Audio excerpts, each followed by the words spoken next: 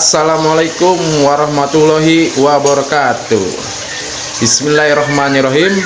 Rabbi shrah li sodri wa yassir li amri wahlul 'uqdatam min lisani yafqahu qawli. Shadaqallahul adzim. Masih bersama saya di channel JNL Berfarm yang membahas tentang penangkaran dan perawatan murai batu. Bismillahirrahmanirrahim. Assalamualaikum warahmatullahi wabarakatuh. Masih di channel saya, channel JNL Berfarm, yang membahas tentang penangkaran murai batu dan perawatan. Ya, pada hari ini gimana caranya kita ternak burung terus ada hasil ya. Nah, itu aja tahap-tahapan. Sekarang saya akan membahas channel ini ya. Banyak yang berkomentar yang sudah menyiapkan indukan, yang sudah membuat kandang, tapi banyak problem ya. Jadi ada tahap-tahapan untuk memilih dan membuat ya. Untuk memilih indukan yang siapan, untuk membuat kandang gitu ya, desain kandang yang pas dan setting pakan murai batu yang pas ya. Nah, terus saya juga akan membahas tentang adanya penjodohan juga ya. Jadi gini kawan nih, yang pertama adalah tahapan pembelian indukan kawan. Misalnya kawan membeli indukan petelan, kawan ingin menjodohkan sendiri. Nah, caranya begini kawan nih.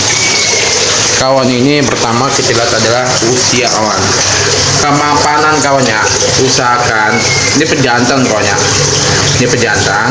Usahakan kawan ini membeli pejantan itu di umur 1 tahun kawan, atau 2 kali ngurak kawannya. Kalau di umur pastol bisa kawan, tapi banyak burung itu yang tidak mau kawin gitu kawannya, kebanyakan seperti itu kawannya. Dan kawin itu ya embrionya juga tidak bagus kawannya. Jadi burung itu memang masih muda. Kalau bisa penjantan ini di umur 1 tahun kawannya, 1 tahun up atau 2 kali ngurak kawan. Terus betinanya kawan nih, nah ini betina keling kawan nih. Tapi usahakan kawan-kawan kalau mau gampang nyari yang betina kelau. Nah, betina kelau itu aja lebih sifat apiknya kawannya, sifat apiknya atau sifat keibuannya itu lebih tinggi yang kelau kawan. Kalau yang keling ini agak susah untuk menyudokan terus menyarang. Nah, kalau tapi nggak semua yang keling seperti itu kawannya, ada juga yang apik untuk menyarang dan membesarkan meloloh anaknya kawannya. Tapi lebih bagus itu yang kelau. Usahakan kalau beli betina itu di umur 8 bulan kawan. Kita harus telusuri dulu, misalnya kawan di pastol. Pastol itu biasa di penangkaran atau kawan membeli orang perumahan ya, biasanya kan kalau kawan telusuri itu di umur 5 bulan atau 6 bulan bisa kawannya. Itu kira-kira saya. Nah, kawan itu bisa membesarkan dulu selama 2 bulan atau 3 bulan kawannya. Jadi di umur 8 bulan pastol ini bisa kita ternak atau breeding. Enaknya kalau kita membeli betina pastol, jadi betina ini masih nol kawan, masih nol, sel telurnya nol, terus wataknya belum kelihatan ya. Kalau kita beli betina yang sudah di penangkaran atau betina buangan, nah itu bisa juga betina yang sudah diproduktif berkali-kali kawannya. Jadi sel telurnya sudah berkurang, terus juga ada karakter burung yang jelek, misalnya aja suka buang anak atau menggeramnya tidak bagus. Nah, itu betina buangan kawannya. Paling enak kalau kita tuh membeli betina pastol kawan. Kita juga harus telusuri juga terahnya kawannya, apakah mau mencetak terah ekor panjang atau main terah gantangan. Nah, seperti itu kawannya. Nah, ini pertama yang kita siapkan kemapanan indukan kawan. Nah, kalau indukan udah mapan, insya Allah itu cepat kawannya untuk kita ternak kawan. Terus yang kedua kawan adalah desain kandang kawan, ini sangat penting kawannya. Ayo kita telusuri, ini kandang nomor 2 lagi ngerem nih, kita pakai aja nih buat meliput. Nah jadi gini kawannya, ukuran kandang itu sangat penting kawannya. Jadinya burung keluasan kandang itu burung itu menjaga lemaknya, terus dia juga senang kawan kalau burung itu bisa terbang-terbangan seperti itu kawannya. Nah saya akan masuk di dalam kandang penangkaran kawan nih, desain kandang kawannya. Jadi saya mau ngomong tingginya nih, ini tingginya kurang lebih dari lantai sampai atas ini 2 meter lebih kawannya.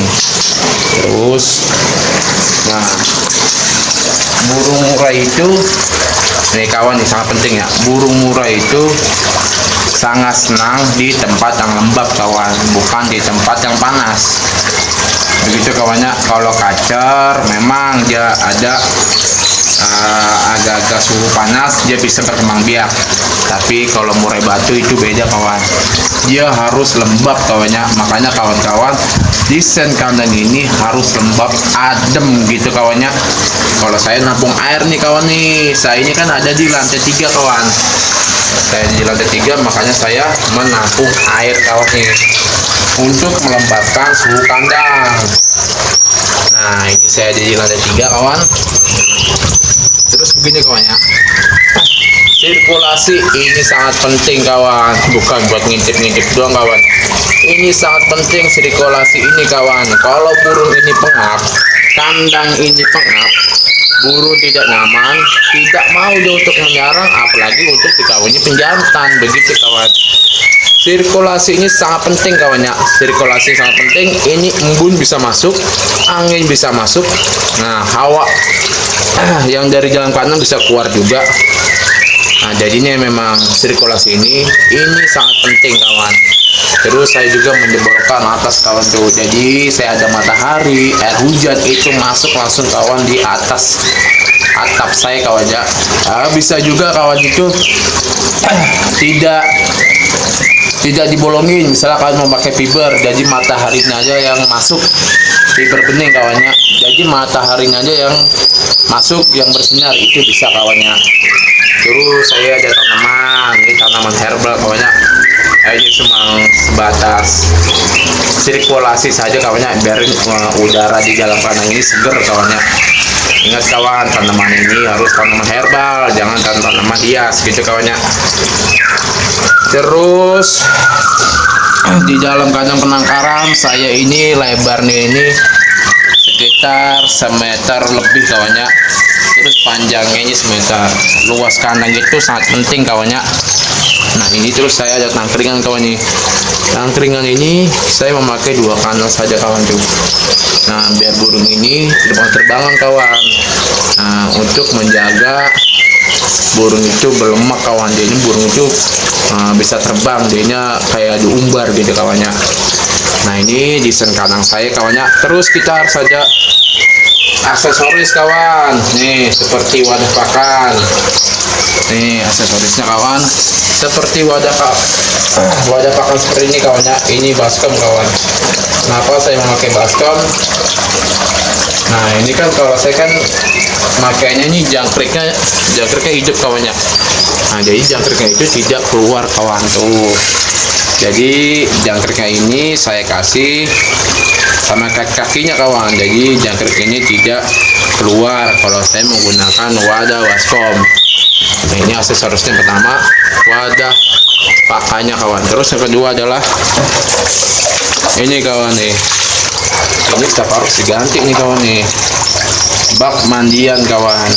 Nah ini kita penting sekali ada di dalam penangkar ini, bak mandian nih kawan. Terus yang terakhir aksesorisnya adalah glodok atau tempat untuk menyarang kawan. Nah, ini juga sangat penting kawan. Kawan boleh memakai glodok pohon seperti saya atau membuat seperti kandang kotak biasa kawannya, itu juga bisa seperti kandang lapet gitu kawannya, glodok lapet.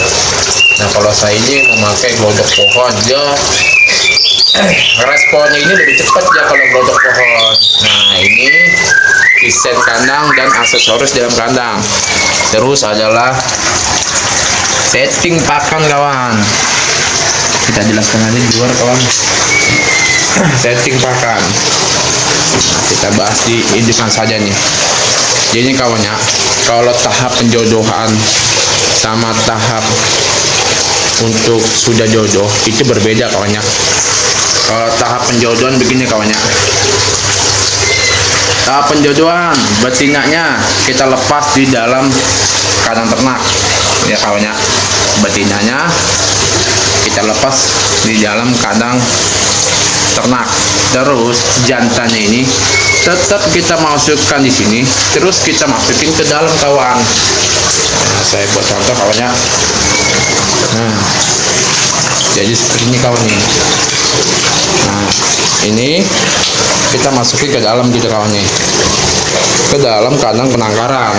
Nah, betinanya ini kita lepas supaya apa kawan? Supaya betinnya ini untuk menguasai kandang dulu kawan. Baru jantannya kita lihat dulu kawan. Di channel saya sudah ada ya cara menjodohkan murai batu. Terus setting pakan kawan. Setting pakannya adalah untuk pejantan ini kawan. Ini setting pakan penjodohan kawannya sangat berbeda. Untuk setting pakan penjodohan, jantan ini kita donin pakannya. Misalnya kita kasih jangkrik saja kawan. Pagi jangkrik 5, sore 5, biar dia untuk mengkonsumsi pur saja kawannya. Tapi kalau betina ini kita extra fooding kawan. Nah, kalau di kandang penangkaran saya ini semua nih wadah pakannya extra fooding semua kawan, tidak ada pur. Nah, jadi betina ini kita extra fooding, kita kasih cacing atau jangkrik apa protok. Nah, gitu kita gaburkin kawannya. Untuk apa kawan? Untuk merespon birahija kawan. Terus kita tebar sarang. Kita tebar sarang di lantainya kawan. Nah, di lantai sini kita tebar aja sarang kawan nih. Sarang seperti ini kawan nih. Nah, ini sarang seperti ini. Kita tebar aja di bawah begitu kawannya. Nah, nanti dia akan merespon. Nah, itu sarang ditebar itu pas lagi penjodohan. Jantannya itu di dalam kurungan untuk ngerespon saja kawan. Nah, itu adalah setting pakan kawan untuk penjodohan. Betina ini kita extra foodingkan, jantan ini kita turunkan extra foodingnya. Nah, kawan itu tidak akan sia-sia kawan untuk ternak murai batu. Yang penting kemapanan kawannya. Tahap pertama adalah kemapanan, yang kedua adalah kesiapan kandang yang ideal, yang ketiga adalah penjodohan, terus setting pakan kawannya. Pasti akan ada keberhasilan, insya Allah. Ini sudah saya jalankan. Ternak saya murai di JNL ini kawannya, anaknya juga sudah banyak kawan. Ini lihat kawannya, kalau saya ngomongin yuk, ada praktek dan juga ada bukti kawan nih. Ini anakan saya, itu anakan saya kawan, itu anakan saya kawan, dan ini juga anakan saya kawan nih. Saya di sini hanya mempunyai 2 penjantan kawan, 5 betina. Tapi saya punya betina backupan. Saya mempunyai 2 backupan betina, itu 1 dan 1101 kawan. Nah, ini betina backupan saya ini 1. Nah, saya mempunyai 7 betina kawan, 2 pejantan. Mantap kawan. Tapi jantan itu kita geber protein. Biar apa? Biar spermanya itu bagus kawan. Biar kesuburan sperma itu tetap terjaga meskipun betinanya itu banyak kawan. Kalau kita banyakkan pejantan, apa jantan 50, betina 50, itu kos kita bertambah kawan. Hasilnya sama. Seperti itu kalau saya pindah aja kawan. Habis dari sini kawin, betinanya ngeram, jantannya angkut, saya pindahkan ke sini. Itu kawannya. Jadi pas betina lagi ngeram di umur 5 hari atau ngeram 3 hari, ini jantannya saya geber protein. Nah, kalau betina ngerem itu kan betina aktif ngerem. Dia tuh untuk memakan itu ya kurang ya. Nah, jantan itu kan kalau misalnya betina lagi ngerem, kosong pasti dimakan terus nih jangkriknya. Makanya saya setting itu, saya geber proteinnya selama 3 hari atau 5 hari, baru saya pindahkan ke betina yang sudah siap. Begitu kawan. Hasilnya sama kawan. Kawan mempunyai misalnya hitung-hitungannya jantan 5, betina 5, sama saja jumlah anaknya kawan. Soalnya kalau jantan betina kalau sudah mengeram ya jantan tidak mau ngapain kawan. Begitu kawan. Mending kita pindahkan ke anak sebelah.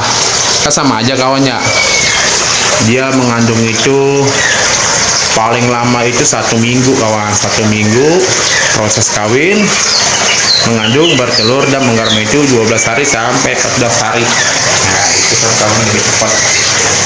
Ya semoga bermanfaat kawannya. Ini tahap-tahapan untuk kita breeding murai batu. Semoga bermanfaat. Semoga kawan-kawan selalu dilancarkan rezekinya kawannya, dan dimudahkan urusannya untuk beternak murai batu. Semoga bermanfaat. Jangan lupa di subscribe. Wassalamualaikum warahmatullahi wabarakatuh. Ya, terima kasih yang sudah menonton video saya. Semoga bermanfaat. Jangan lupa di subscribe, di like, komen, dan bunyi loncengnya. Ambil baiknya, buang buruknya. Wassalamualaikum warahmatullahi wabarakatuh.